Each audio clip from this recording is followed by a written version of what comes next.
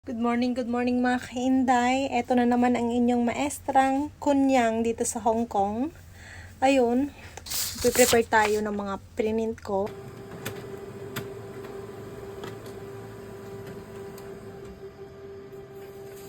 So ayun, ready na naman ang ating ituturo mamaya. Ayan, kunwari, seryoso yan magturo. Ito mo. Ayan, seryoso. Pero ulit-ulit parang sinasabi niya, oy.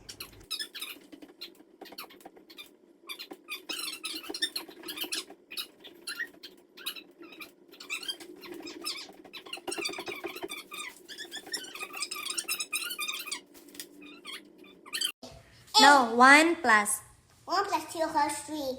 3 plus 5 equals 8. 5 plus 5 equals 10. 6 plus 2 equals 8. 7 plus 1 equals 8. 8 plus 3 equals 11. 9 plus 1 equals 10. 10 plus 2 equals 12. Very good. Dahil favorite niya ang multiplication, addition, and subtraction, pagbigyan natin siya. Ayan, seryoso yan, pero magaling sa matang batang yan. Bed, Sunod natin yung English. Bed. bed, Ayan, bed, 3 bed. words. Repeating words Bed, para mas bed, lalo niyang bed. maintindihan at may sa ulo ang kanyang binabasa. Cut. Ayan, nag-cheat pa yung auntie nyo. Tinuturuan, pero halata naman sa boses niya. Pat. See this one. Toy. Last one. Mat. Med. Med. Repeat.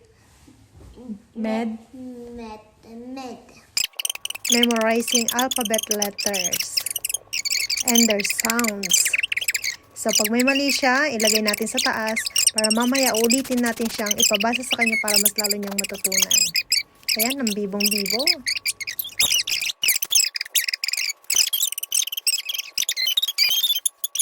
So, ayun, kailangan din nilang mag-exercise. Physical fitness naman tayo. At least, hindi lang tayo sa upo-upo lang. Kailangan din So, hanggang doon na lang muna tayo mga kainday. Bye! See you tomorrow!